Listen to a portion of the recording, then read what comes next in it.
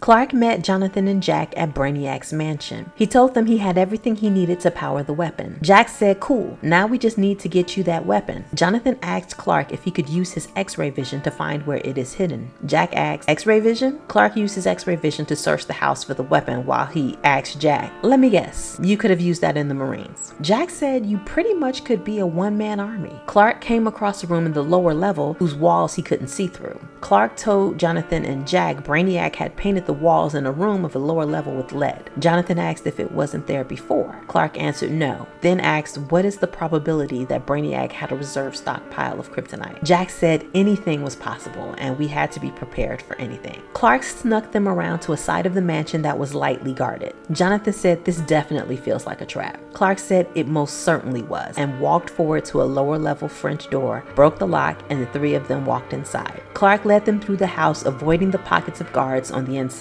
They arrived at the lead door in the lower level. Jonathan told Clark to stand back and let him and Jack go through first. Clark broke the lock on the door, then Jonathan and Jack opened it and walked through. They abruptly stopped when they saw Brainiac standing in the middle of the room wearing a weird-looking helmet. Jack remarked, "Didn't think an alien AI needed protection." Brainiac said, "This isn't for my protection." Jonathan asked, "Then what is it for?" Brainiac looked at Clark and said, "Kal-El, remove them from the room." Clark went into a trance and forcefully threw Jack and Jonathan from the room. They flew across the hall and against the wall. Jonathan, weak from the throw, asked, "What the hell just happened?" Brainiac said, "Kal-El is under my control now. Leave now or he will kill you." Jonathan got up and looked at Clark, who was still under a trance. He called out to him and said, "Clark, you have to fight this. You are stronger than this." Brainiac laughed and said, "He can't fight this and you can't save him." Jonathan ignored Brainiac and continued to talk to Clark. He said, "You're better than this. You're not his puppet." Brainiac told Clark to tell him to go away. Clark robotically said, "Go away." Brainiac followed up with, "Leave